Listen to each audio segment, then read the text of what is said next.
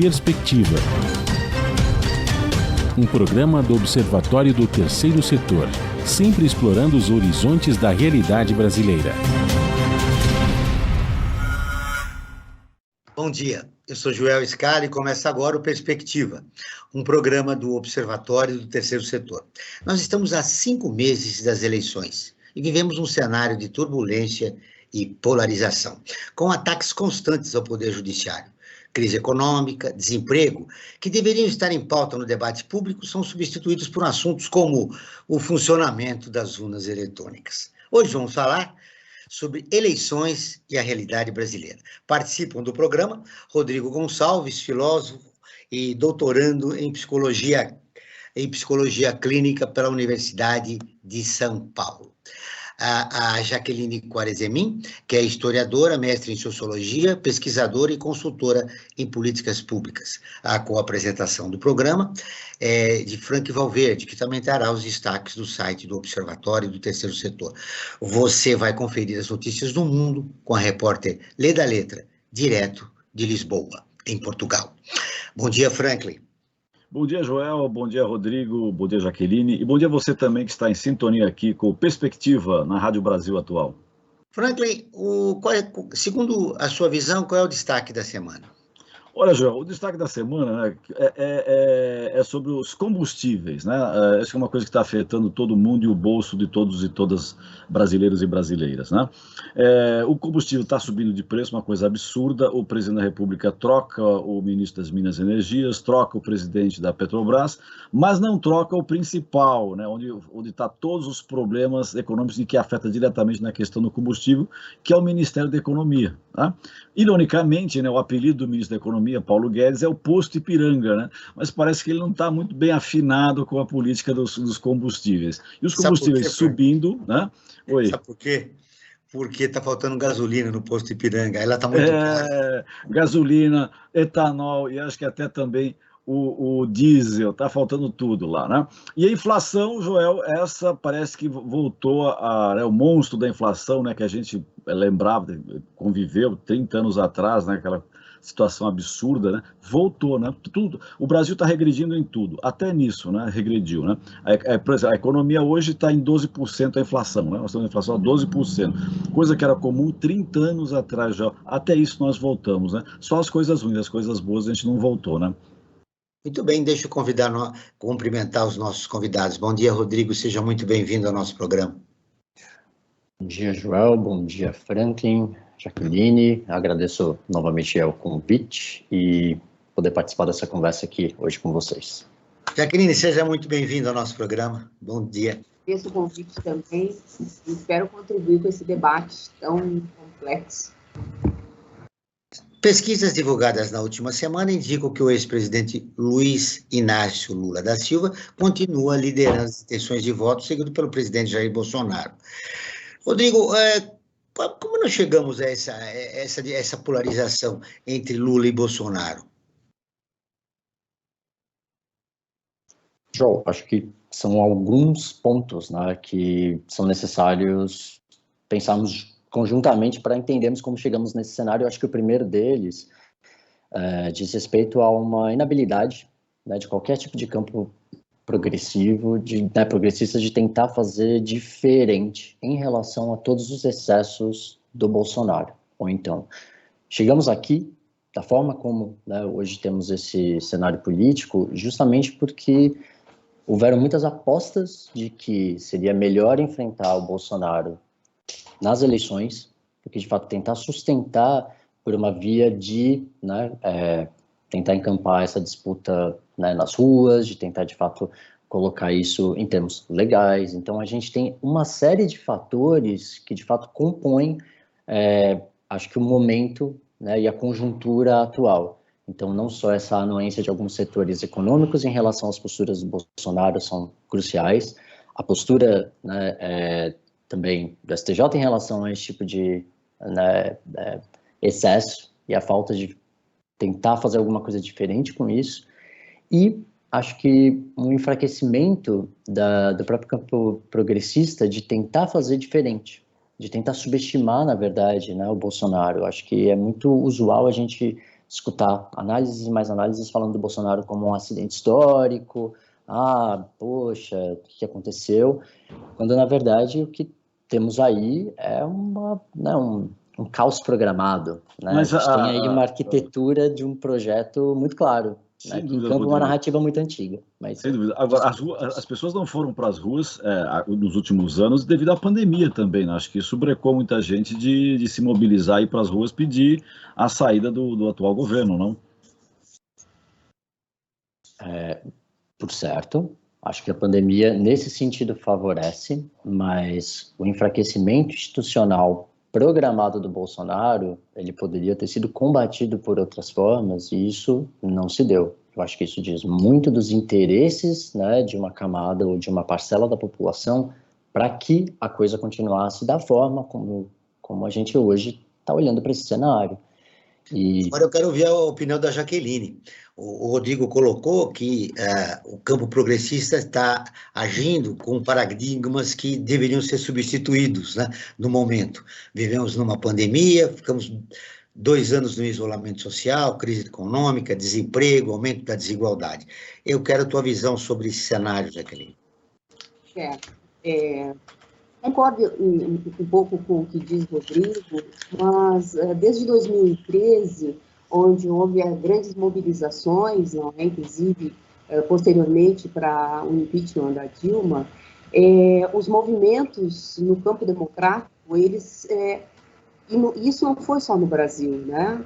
Quer dizer, você tem esses movimentos recuados. E a questão das redes sociais, as redes digitais, né? Porque redes sociais sempre existiram, mas as redes sociais digitais, elas jogaram também o debate para um outro campo. Quer dizer, você tem a questão da pandemia, sim, que aí houve um impedimento geral, mas nós temos outras questões que estão determinando muito a comunicação. A revolução tecnológica, isso, embora se diga todos os dias, ainda é pouco compreendido. O fato das pessoas terem no celular a possibilidade de discutir o tempo todo coloca o debate num outro patamar. Embora, se formos pensar do ponto de vista dos ganhos do debate, eles são muito rasos, porque nós temos uma redução da comunicação, do diálogo, que é algo tão importante na política. Nós temos mais polarizações. Então, especificamente sobre essa pergunta sua, sobre como que chegamos nessa polarização, são vários os fatores, claro, mas essa caixa de Pandora foi aberta, começou a ser aberta, pelo menos aqui é uma opinião, né, não há um consenso sobre isso, a partir do momento que foi questionado o resultado das eleições de 2014. Não é? Quer dizer, 3 dias após, porque a margem era pequena, mas, e depois o candidato derrotado, no caso Aécio Neves, ele assume que foi uma brincadeira, né, que era uma brincadeira, enfim, né, e é só... Então, depois daquilo, esse questionamento de um processo legal abriu uma série de precedentes que hoje, inclusive, legitima as ações que estão sendo o tempo inteiro colocadas para o Supremo. Então, mas tem um aspecto aí da comunicação real, que é a questão das redes, sim. As pessoas buscam determinados assuntos nas redes, na internet, enfim. E então elas vão recebendo somente aquela linha de pensamento. E isso faz com que as pessoas se posicionem nesse ou naquele lado. Quando elas recebem algo que não tem a ver com aquilo que ela está lendo, que ela o tempo inteiro está recebendo, ela acaba tendo uma posição mais defensiva, mais agressiva. Então, a polarização, ela tem a ver com o aspecto da estrutura das redes digitais hoje, e isso tem a ver, sim, com a organização da internet, a questão dos algoritmos. E, em algum momento, eu espero que a gente consiga aprofundar um pouco. Mas é importante dizer que, do ponto de vista político, isso começou lá em 2014, no questionamento de todo o processo, e aí você tem uma candidatura, porque o segundo mandato da Dilma realmente teve alguns problemas no que tange a política econômica, né? Nós tivemos alto índice de desemprego, então, claro, isso somou a vitória depois de setores mais conservadores, porque eles acharam que a sociedade estava caminhando para um lado, não é que não os convencia. Aí você tem um candidato que hoje é presidente e essa pessoa tem uma postura autoritária sobre vários aspectos. Então aí você também, o outro lado, a oposição a isso, também acaba ficando na ofensiva. Então, nós temos uma situação polarizada com uma série de variáveis aí para se analisar. Ô, Jaqueline, esses precedentes que você bem enumerou, começou lá na eleição, no primeiro mandato da presidenta Dilma Rousseff, eles que estão minando a democracia brasileira? Não, a questão da democracia brasileira, na verdade, nós temos poucos períodos democráticos, se nós formos pensar no todo da República, não é? Quer dizer, a gente tem de 46 a 64, e depois, a partir de 88, né, de 85, a abertura política, mas é a Constituição de 88 que acaba dando essa nova Constituição, com inserções de várias questões que antes não estavam contempladas. O Brasil tem um histórico de autoritarismo, de governos autoritários, não é? Então, isso imprime também na consciência social. Pode ver que na América Latina, por exemplo, as mobilizações, elas são de outra natureza, até no mundo. Né? A França, claro, a França também não é muito parâmetro, mas vamos lá, as pessoas conseguem se mobilizar por questões nos Estados Unidos, pela questão do racismo, por várias questões, não é? E aqui a gente tem uma dificuldade, em que pese toda a ação aí dos líderes sindicais, dos partidos no campo democrático. Então, o Brasil ele tem uma história de a maioria da população foi excluída das grandes decisões, e isso faz com que as pessoas não se sintam participantes desse processo. Então, isso dá uma legitimidade para governos autoritários. Então, o que hoje está colocado é, de fato, lutarmos, sim, pela questão da democracia enquanto espaço de diálogo possível de construir um caminho melhor. Entendo. Ô, Rodrigo, a Jaqueline está colocando um aspecto que eu achei interessante, né? O histórico autoritário, né? A ausência da democracia em várias fases, né, da história brasileira, dá respaldo a governos autoritários. Esse também é o grave problema, somado-se a esses precedentes que ela enumerou, esses fatos históricos que aconteceram recentemente. Como você vê essa situação? Na verdade, eu acho que o argumento que a Jaqueline apresenta é uma resposta muito bem dada em relação à primeira pergunta que faz Franklin, né? Acho que nada lê melhor a situação que hoje nos encontramos do que aconteceu em 64. Na minha leitura, eu acho que são os mortos de 64, do qual nós não conseguimos, de fato, nem sustentar uma memória a respeito, que a gente vê hoje, né? A gente, de fato, consegue ver que eles morrem 2, 3, 4, 5 vezes, quando você tem no poder alguém como Bolsonaro. Por quê? Porque ele articula justamente, né, essa tragédia do nosso passado, tenta transformar isso numa narrativa bélica e opera hoje sobre a realidade sobre os mesmos parâmetros.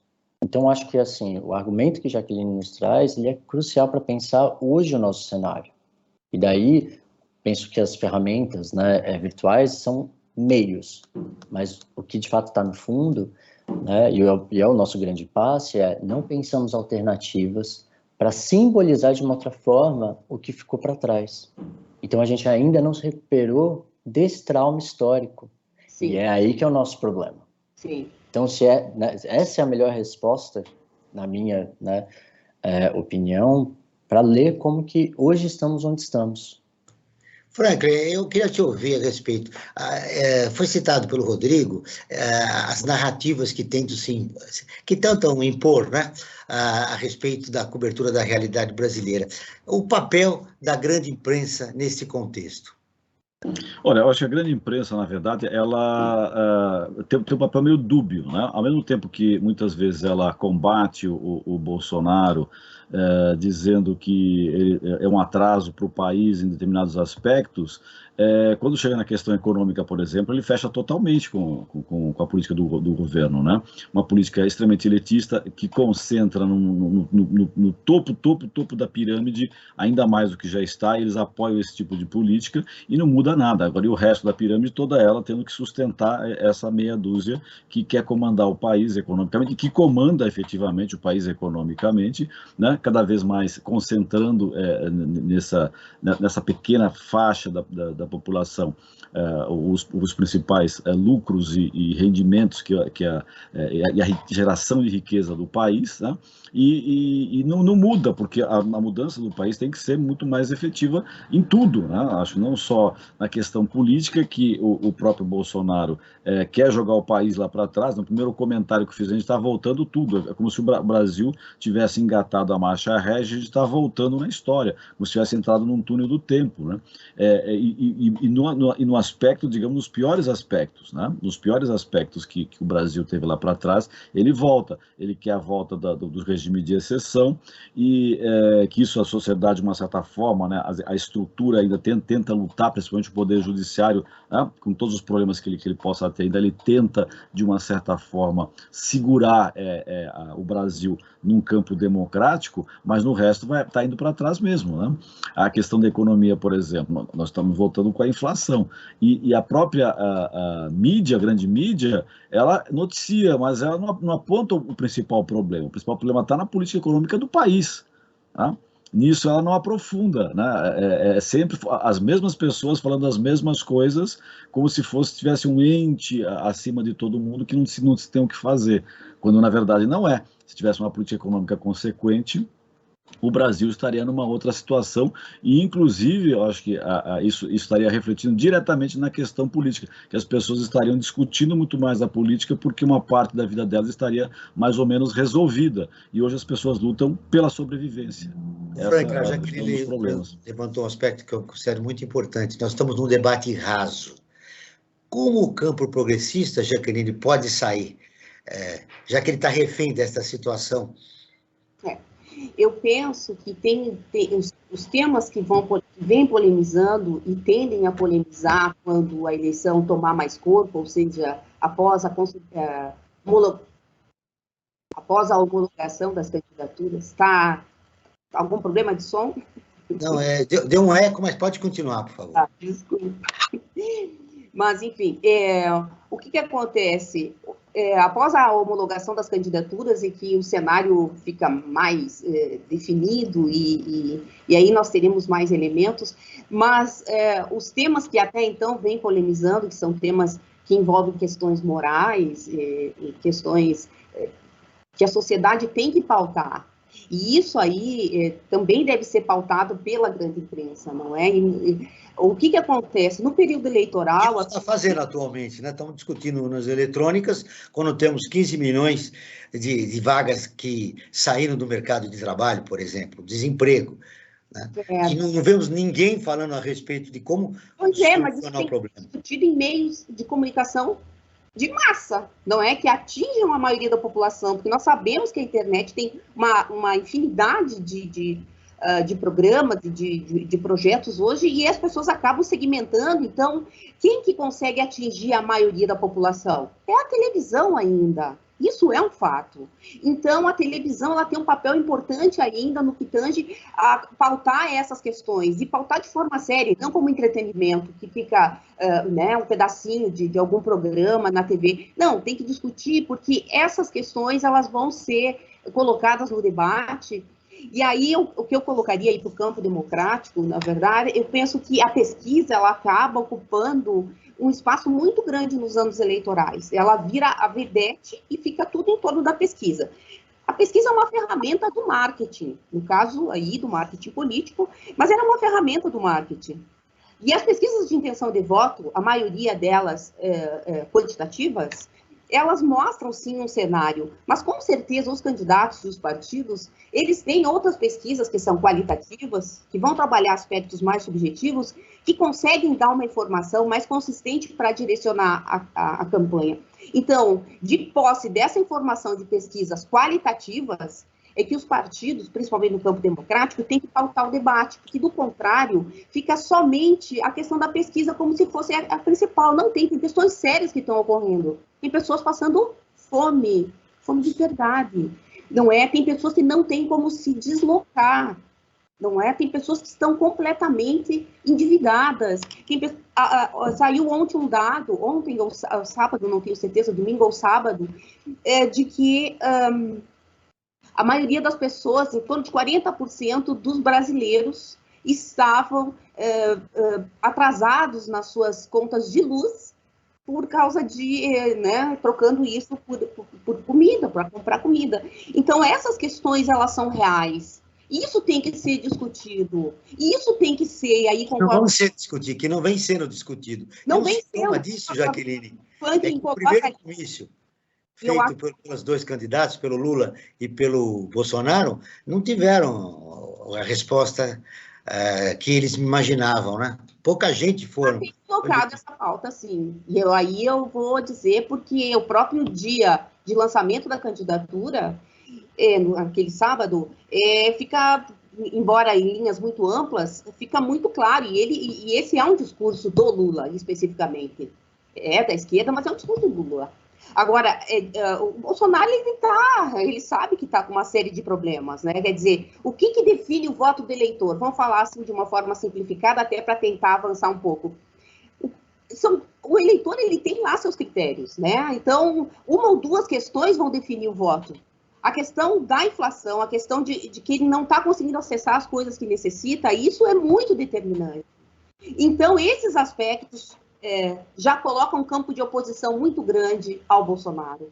E hoje, quem ocupa melhor esse lugar na oposição a essa situação que nós temos do Estado, do governo, é a candidatura do Lula. E isso eu estou dizendo do ponto de vista político, não estou dizendo que esse é melhor que aquele. Estou dizendo que, nesse momento, até porque essa terceira via aí está confusa. E vamos falar desse assunto ao longo do programa sobre a terceira via. Agora, vamos ouvir a Rádio ONU, parceira de conteúdo do Observatório do Terceiro Setor, com a reportagem. A campanha global busca incentivar jovens a entrarem para a política. A Lei da Letra de Lisboa tem as informações. Está sendo lançada a campanha Seja Visto e Ouvido, uma colaboração entre a enviada especial da ONU para a Juventude, Jayati Mawickramanayak, e a marca de cosméticos The Body Shop. Segundo as Nações Unidas, é preciso ampliar a participação na vida pública das pessoas com menos de 30 anos de idade, especialmente no momento de vários desafios, crise climática, conflitos e desigualdades. Os jovens representam quase metade da população mundial, porém, apenas 2,6% dos parlamentares do globo têm menos de 30 anos. Ao ampliar as vozes dos jovens na esfera pública, a campanha busca criar mudanças estruturais nos processos de decisão para que sejam mais inclusivos. A campanha começa a ser divulgada em 2.600 lojas da The Body Shop em 75 países e também no site beseenheardcampaign.com. Também está sendo lançado o relatório Ver e Ser Ouvido, entendendo a participação política dos jovens, baseado numa pesquisa feita pela The Body Shop no ano passado, com mais de 27 mil jovens de 26 países. A pesquisa mostra que 82% das pessoas concordam que os sistemas políticos precisam de reformas drásticas. Além disso, 84% acreditam que os políticos são motivados por interesses próprios e 75% acreditam que eles são corruptos. Os participantes da pesquisa também defendem que deveria haver mais oportunidades para os jovens terem uma voz no desenvolvimento político ou que seria benéfica uma mudança no sistema político. Da ONU News em Lisboa, Lê da Letra. Continuamos com o Perspectiva, um programa do Observatório do Terceiro Setor. Hoje falando sobre as eleições e a realidade brasileira com Rodrigo Gonçalves e a Jaqueline Quarezemin. Eu quero repercutir essa matéria da ONU antes de ouvir você, Franklin. Os jovens terão um papel importante nas eleições deste ano, Rodrigo.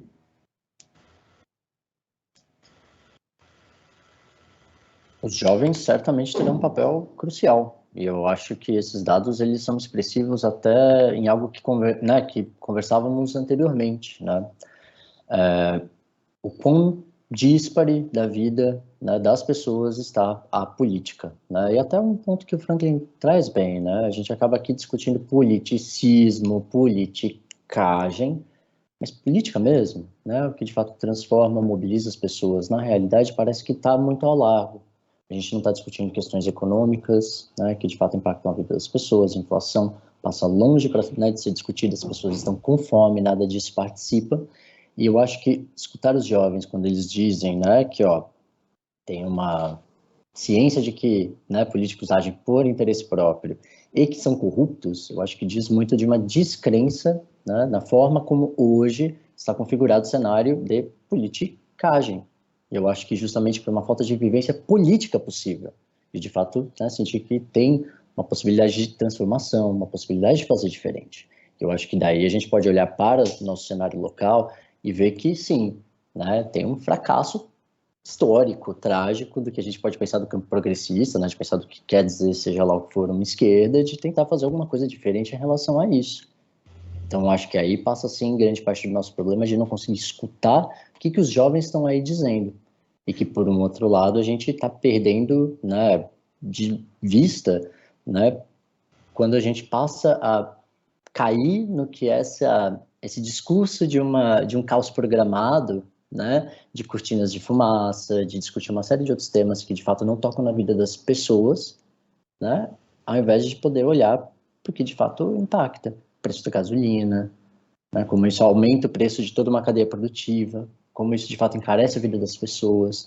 E daí é uma provocação que eu acho importante a gente pensar juntos, que é o seguinte, né, a gente sabe que materialmente o cenário é ruim, e ainda assim a gente tem um candidato que, tudo bem, pauta, né, o tema porque está no governo, mas ainda tem 30%, né, nessas pesquisas. Isso é algo para a gente conseguir também olhar com um pouco mais de atenção. Como é que a gente faz, né? Como é que a gente fura as tais bolhas? Eu acho que esse é o nosso desafio. Porque... Pegando o que o Rodrigo falou, Jaqueline, furar a bolha. Eu queria ver a tua opinião a respeito do reflexo dessa campanha que está sendo realizada no mundo para engajar os jovens na política. Aqui no Brasil, boa parte dos jovens não querem nada com a política, né? Então, foram marginalizados até agora e, de repente, uma situação histórica no país exige que eles agora comecem a participar. Eu queria ouvir você a respeito disso. Eu penso que é extremamente importante a participação dos jovens na política, seja porque o protagonismo da geração de 60, ele é uma constante, né? Então tem que tentar incluir mais esses jovens, essa transformação que o mundo está vivendo. Os jovens e os nativos digitais têm muito a contribuir. São pessoas que já nasceram nesse período onde as tecnologias estavam mais avançadas. Então, eles têm muito a contribuir, senão a gente não vai conseguir avançar. O Brasil está muito atrasado, não só porque banda larga é cara, porque tecnologia é muito cara aqui, acesso a computadores, etc. Mas os jovens, eles têm um papel importante, e essa campanha do TSE, ela foi vitoriosa nesse sentido, eu acho que muito mais pelo engajamento de artistas, influencers, enfim, uma série de instituições, claro, que estavam aí engajadas para que esses jovens fizessem o título de eleitor. O que tem que fazer agora é garantir que os jovens compareçam às urnas. Como o voto é secreto, não há estatísticas sobre quanto de jovens efetivamente participam, não é? Quer dizer, se for pensar o impacto dos jovens numa eleição, ele é muito mais na capacidade que eles têm de capilarizar a opinião e de jogar a opinião para o debate através das redes sociais, enfim, das formas como eles interagem, muito mais espontâneas do que muitos adultos e até pessoas mais engajadas na política. Então, eles têm um papel importante. Agora, do ponto de vista percentual, é pequeno o que esses jovens dessa faixa facultativa de 16 a 17 anos, ele é pequeno, não é? Mas o papel que os jovens têm, ele é fundamental, porque são eles que renovam a política. E o desencanto dos jovens não é só aqui, é no mundo. Esse desencantamento, ele não atinge só os jovens, hoje ele atinge uma parcela significativa, porque... Há um mal-estar generalizado na sociedade. Você consegue uma inserção real na política. E a campanha, o voto, ele deveria ser o início do processo, porque as pessoas deveriam acompanhar depois, né, em quem elas votaram e o que ele está fazendo. E não é. Parece que o processo termina no dia que coloca o voto. Então, isso é muito sério. Tem que garantir que esses jovens que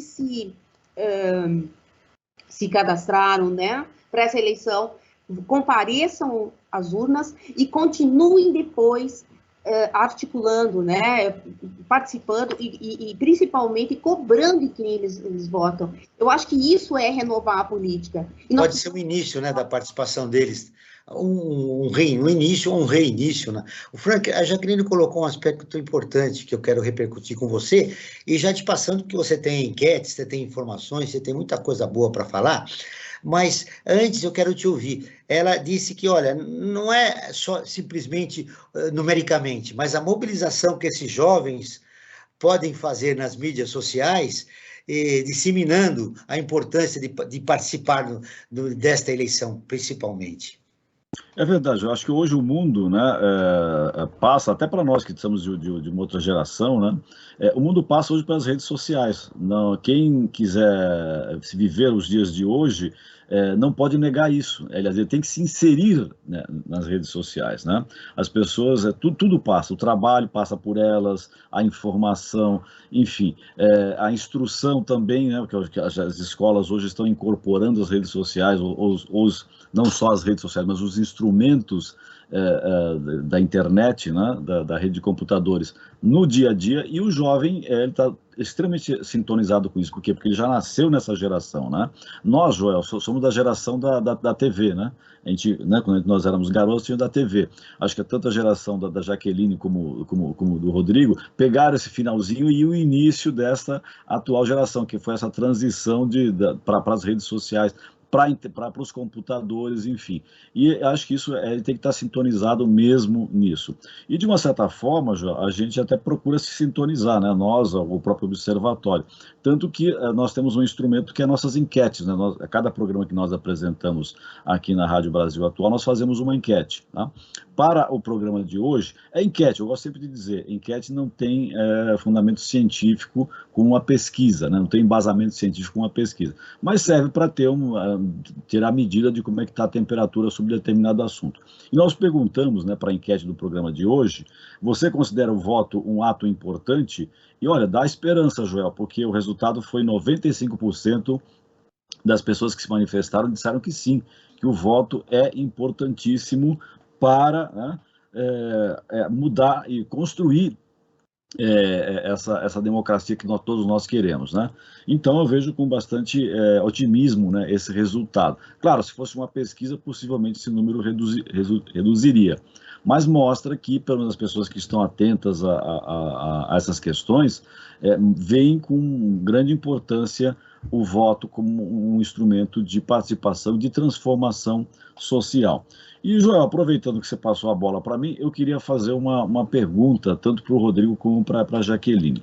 A mídia, né, que é outra questão que você abordou comigo, Joel, né, ela tem falado muito na terceira via, né, como se fosse, assim, a panaceia, né, aquilo que resolveria todos os problemas, aquele remédio milagroso que vai resolver tudo, a terceira via. Você sabe que a terceira via, Franklin, é o nosso destaque 2. Os partidos MDB, PSDB, Cidadania e União Brasil divulgaram no início do mês que apresentarão nessa semana um candidato de consenso à presidência da República. O objetivo é propor a famosa terceira via para as eleições que devem acontecer em outubro.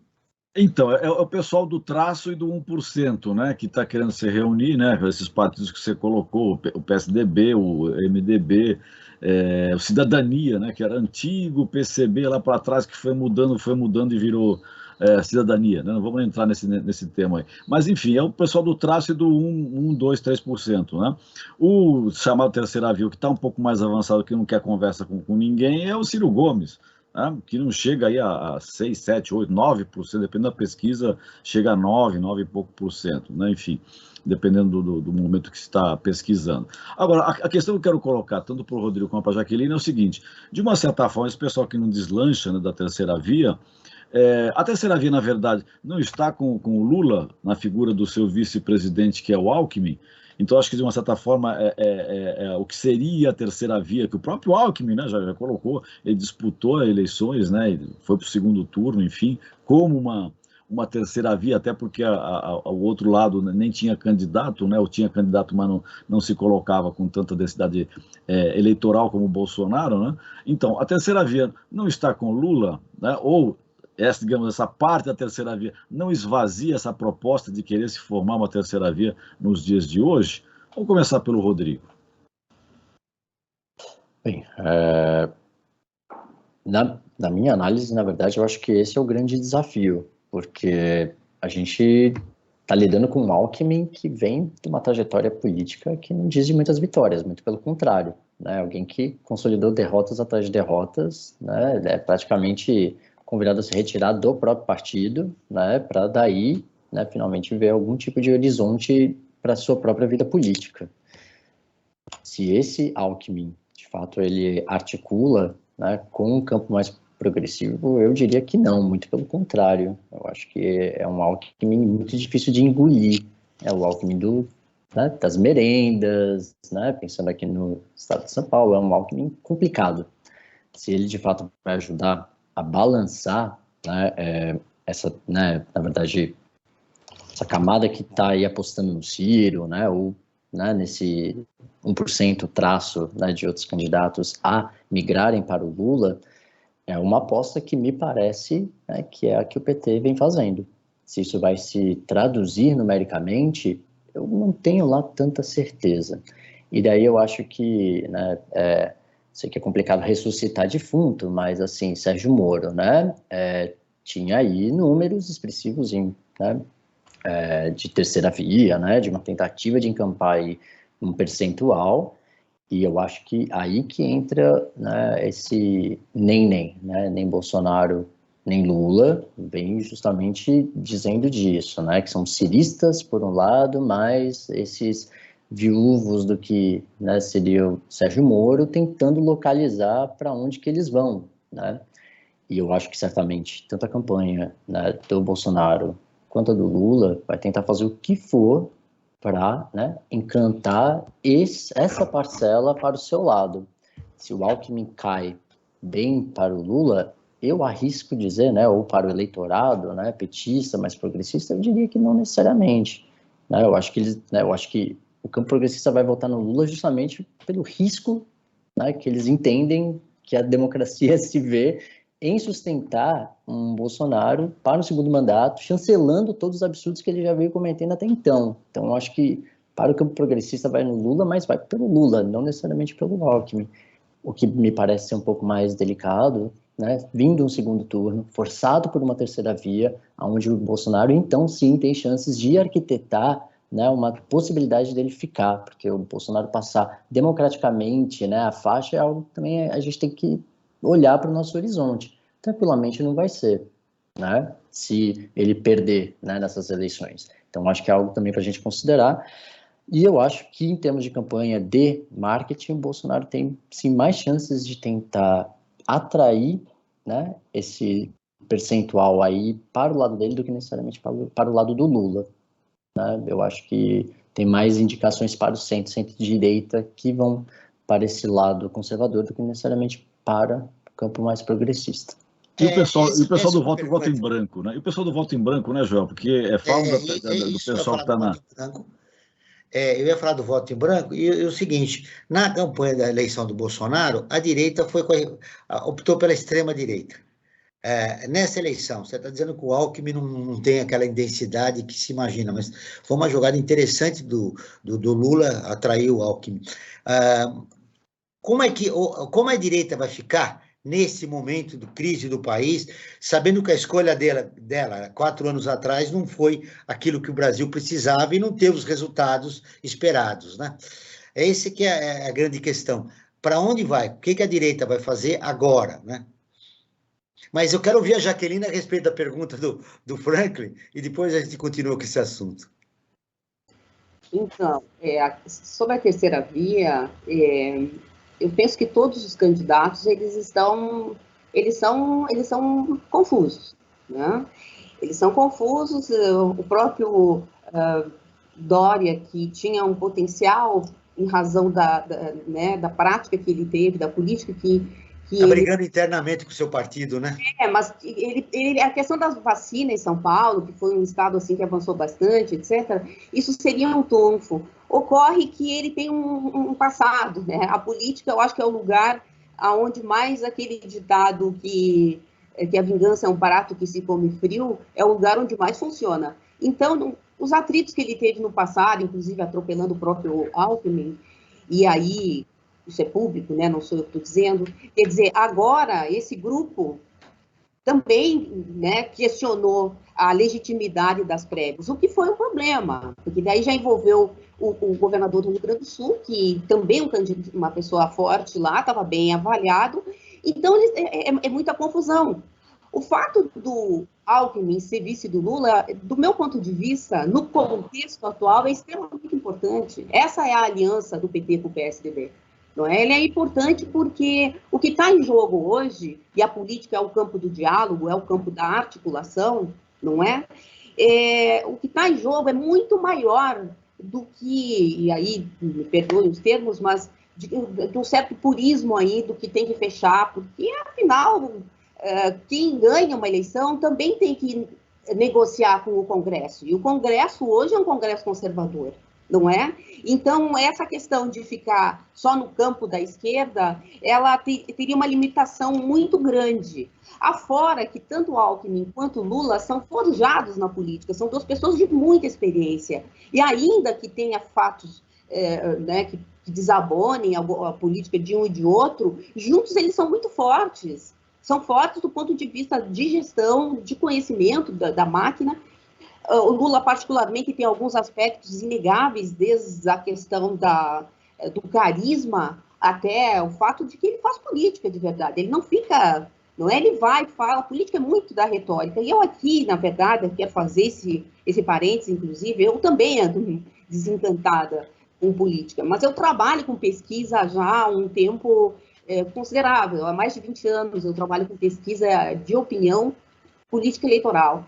E trabalho também fazendo consultoria. Mas o que eu quero dizer é que desses candidatos todos possíveis de terceira via, eu não acredito em nenhum, do ponto de vista que eles possam avançar, nem no Moro, não é? Moro perdeu a sua grande chance, o fato, lá atrás, quando ele entrou num governo do Bolsonaro, ele acabou ali, de algum modo, com a sua reputação. Hoje ele é atacado pelos dois lados, porque, afinal, esse campo que ele estava junto, que era do Bolsonaro, se sente traído.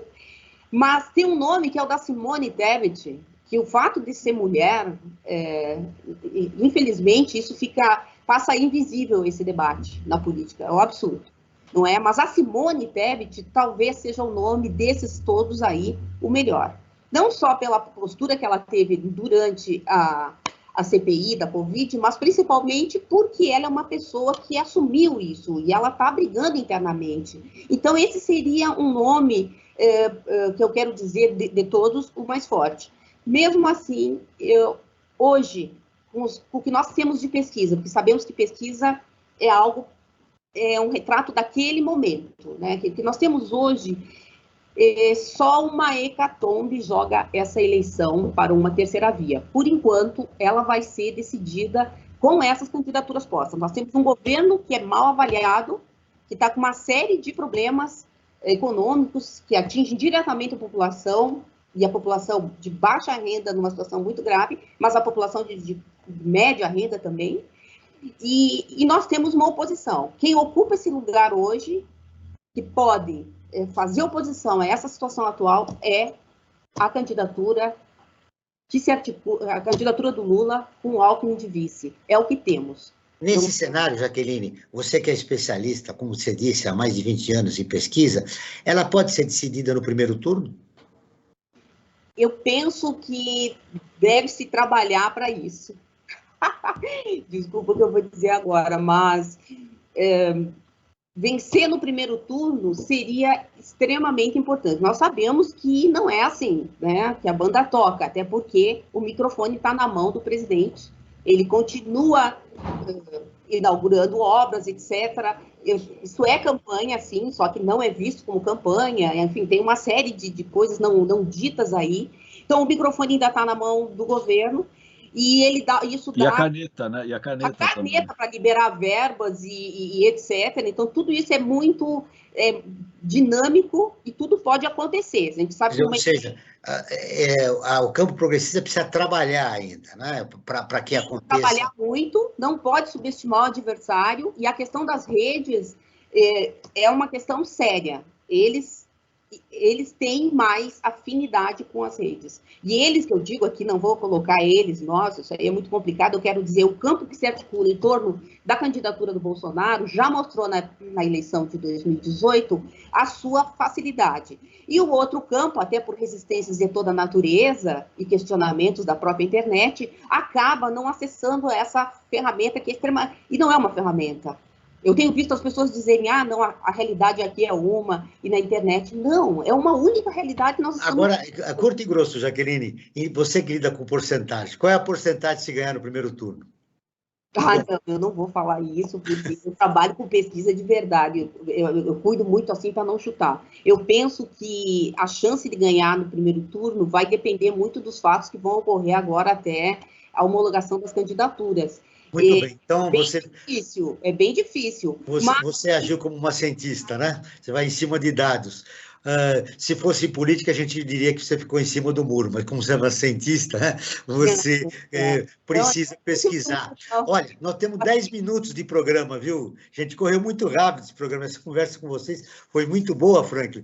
Eu vou fazer um convite aqui aos nossos ouvintes, e depois você entra, Frank, já para dar as informações a respeito do site do Observatório do Terceiro Setor.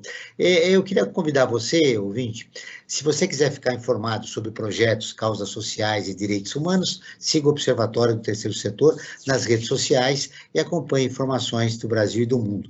No Instagram é @Observatório3Setor e no Facebook é facebook.com/Observatório3Setor.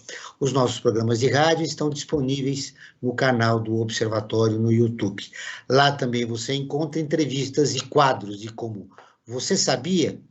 Você conhece, que mostram aspectos ignorados da história e refletem sobre a sociedade brasileira. Basta buscar por Observatório 3 em numeral Setor. Repetindo, Observatório 3 em numeral. Frank Valverde. Joel, eu tenho alguns destaques aqui do site do Observatório do Terceiro Setor. Antes de mais nada, convido a todos e todas, como você já fez, mas repito o convite, a visitarem o nosso site, observatório3setor.org.br, ou 3 em numeral. E lá vai encontrar uma série de matérias voltadas principalmente para questões de cidadania. Lá nós temos matérias como, por exemplo, trabalho escravo contemporâneo. O que é, como combater? Esse é um dos problemas que nós estamos vivendo hoje e tem uma matéria que trata especificamente sobre essa questão. E a matéria que eu queria dar um destaque especial é uma que foi escrita pela Ana Clara Godoy, que diz o seguinte, né? O título: Brasil lidera ranking global de devastação florestal. Olha só, o Brasil poderia liderar tanta coisa boa e, na verdade, está liderando essa questão terrível. É o país que mais desmata no mundo, tendo uma das melhores e maiores florestas, né? Essa matéria que a Ana Clara Godoy fez, né? Ela parte do monitoramento que foi feito pela GFW, né, que aponta que 1,5 milhão de hectares de florestas tropicais foram derrubadas em 2021, né, e isso equivale a 15 mil quilômetros quadrados, né, ou seja, essa devastação florestal que está acontecendo no Brasil, ela está sendo responsável por 40% das extinções das florestas no planeta. 40 no planeta. Então, se você for ver em termos de proporção do Brasil, isso é muito maior em termos percentuais. Então, é um assunto que tem que ser tratado nas eleições e isso não está sendo pautado nem um pouco. As pessoas estão discutindo muito outras questões que também não deixam de ser importantes, mas essa é uma questão fundamental. É o chamado debate raso que a Jaqueline mencionou. Verdade. E, Joel, só para finalizar essa minha participação a respeito disso, dizendo que essa matéria e outras, todos que entrarem no site do Observatório, terão o formato em áudio também dessas matérias. É uma ferramenta de audiodescrição que, inclusive, facilita a vida das pessoas deficientes visuais para acessarem os nossos conteúdos. Ou, por exemplo, se a pessoa quer ler a matéria e está fazendo alguma outra atividade, acessa essa ferramenta, pode estar fazendo essa atividade, que essa ferramenta vai estar falando, né, dizendo da matéria que você gostaria de ler e não tem tempo que está fazendo uma outra atividade paralela. Então, essa ferramenta também é importante para quem quer fazer duas coisas ao mesmo tempo, nesses dias corridos que nós estamos vivendo, Joel. Nós repercutimos aqui a participação dos jovens na política a partir de uma matéria da ONU, que veio de Lisboa, né, da Lei da Letra. Entre janeiro e abril deste ano, mais de 2 milhões de jovens de 16 a 17 anos emitiram seus títulos de eleitores, 47% a mais do que 2018, ou seja, quase 50% dos jovens que não participaram das eleições passadas vão estar presentes aqui, ou que adquiriram a idade mínima para votarem. É uma notícia muito interessante, Franklin. Tem um estudo realizado por Alessandro Freire, do Instituto Brasileiro de Ensino, Desenvolvimento e Pesquisa, em parceria com o cientista político Mathieu Tourgueron. Ele aponta que pelo menos 10% dos eleitores votam de forma aleatória. Essa é outra questão. Nós já estamos em um engajamento de jovens, mais de 50% das eleições, do que das eleições participam dessas eleições do que da eleição passada. Agora nós tem um outro problema, né? Esse voto aleatório. O sujeito vai lá e vota. Isso é comprovado pelas pesquisas que a Jaqueline deve ter feito. O sujeito não lembra quem votou para deputado federal, não lembra nem até mesmo o senador, né? Qual foi a sua escolha? Não, eu votei lá, um amigo indicou, enfim, de uma forma aleatória. Como nós temos só mais 8 minutos de programa, eu queria pedir o destaque final dos nossos dois convidados. Eu começaria com você, Rodrigo.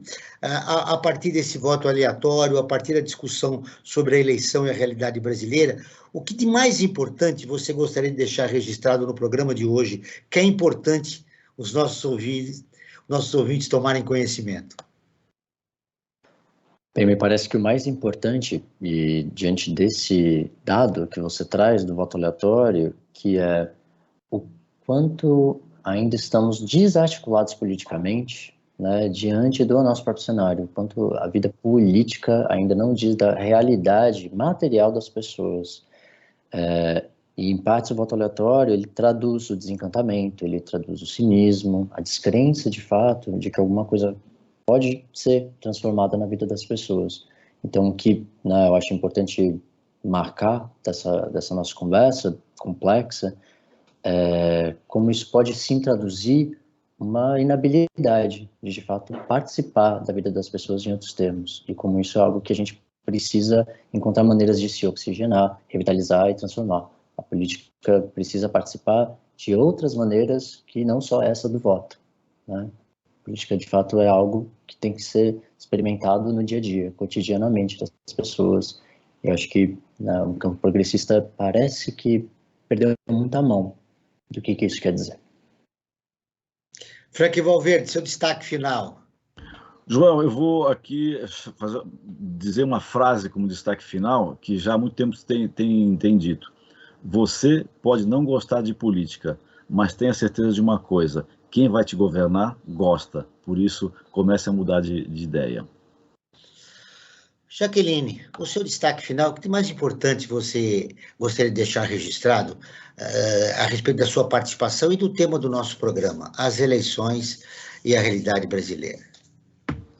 Bem, quanto à minha participação, eu quero dizer que passou muito rápido. Eu tinha organizado um pensamento e em nenhum momento eu consegui expor ele. Acontece isso no jornalismo, nós sempre temos, infelizmente temos, mas você vai voltar outras vezes aqui para a gente conversar sobre esse e outros assuntos. Mas o que eu penso assim que é muito importante nesse momento é a sociedade civil, ela se organizar em torno de uma pauta amplamente democrática, envolvendo diversas questões, forjar esse debate nas redes, jogar isso para os meios de massa. Quando eu falo meio de massa, é de fato a TV, em que pese o papel das redes, do celular, etc., as pessoas ainda sentam na frente da TV para assistir alguns programas. Nós sabemos disso e das audiências que tem alguns programas. Então, é importante que esses veículos pautem essas questões, que elas dizem respeito à liberdade, ao direito de viver, comer, dormir, trabalhar, ter um salário digno, essas coisas que são reais e que é onde a política deve trabalhar efetivamente. Porque ou a política serve para avançar, para evoluir e melhorar a vida das pessoas, ou para que serve a política e para que serve o Estado? Para quê? essa é uma estrutura gigantesca, mantida com recursos, né, com os impostos das pessoas.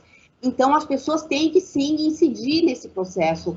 Eu sou gaúcha e eu acompanhei o início da administração do Olívio no Sul e posso dizer que a questão do orçamento participativo, e lá foi muito presente para mim, mas ela deve ser retomada em âmbito nacional. Quer dizer, tem que ter, sim, prestação de contas do que se faz com o dinheiro. E aí o papel da sociedade, e quando eu falo sociedade civil, eu estou falando das instituições, dos sindicatos, das universidades, das escolas, das pessoas. Nós temos que exigir que a política faça o que é necessário para a sociedade. Não, e as pesquisas, elas também ouvem o que determinado, ou candidato, ou partido, ou instituição quer saber. Mas tem que ouvir também as pessoas no seu cotidiano. As pesquisas elas têm que trazer mais... Se aproximar dos anseios da população. E uma frase, Jaqueline, qual é o seu maior medo em relação à realidade brasileira? Maior medo? É. Eu tenho receio da questão dos direitos das pessoas. Eu vejo que aumentou muito a fome. Então, eu tenho uma grande preocupação com isso. Porque eu não admito, como pessoa, não admito essa massa que está na rua hoje, pessoas com fome de verdade, e ainda pessoas que têm o mínimo de casa e etc., e que também estão tendo dificuldades de colocar alimento na mesa. Se a gente não conseguir resolver a questão da fome, qualquer outra questão, do meu ponto de vista, é secundária. Nós temos que ter resposta para a questão da fome. E isso exige, então, de nós, da imprensa, de quem pode, aí, de algum modo, incidir no debate, exige que nós coloquemos quais são as propostas dos candidatos para essa questão. E exigir que o governo tome atitudes sérias agora, porque a fome é urgente, ela não é uma coisa do futuro, ela é urgente, ela toca as pessoas, você não tem... Muito bem, tá aí, Jaqueline, a questão da fome que você deixou registrada. Rodrigo, numa frase rápida, seu maior sonho? Sonho? Eu não entendi. Não, Rodrigo agora. Rodrigo. Meu maior sonho, daí eu também vou pegar meio que embarcado na pergunta que você fez a Jaqueline. Meu maior sonho é o oposto da pergunta que você fez a ela. Que a política local, nacional, não se paute mais em torno do que seria um líder messiânico, herói, que vai dar conta de tudo, um pai que sabe todas as respostas para tudo isso. Eu acho que um sonho seria poder fazer política coletiva, cooperativa e comum para os impasses das pessoas. Esse é um sonho. O Perspectiva está terminando. Agradeço a presença de Rodrigo Gonçalves, filósofo e doutorando em Psicologia Clínica pela Universidade de São Paulo. Jaqueline Quarezemin, ela é historiadora, mestre em Sociologia, pesquisadora e consultora em políticas públicas. Esse programa foi produzido pela equipe do Observatório do Terceiro Setor. Na próxima quinta-feira, às 9 horas, acompanhe nosso programa Brasil ODS. Na pauta do programa, redução das desigualdades. Não perca. E ficamos por aqui, sempre na luta por uma sociedade mais justa, solidária, sustentável e tolerante. Até o próximo programa. Você acabou de ouvir Perspectiva, um programa do Observatório do Terceiro Setor.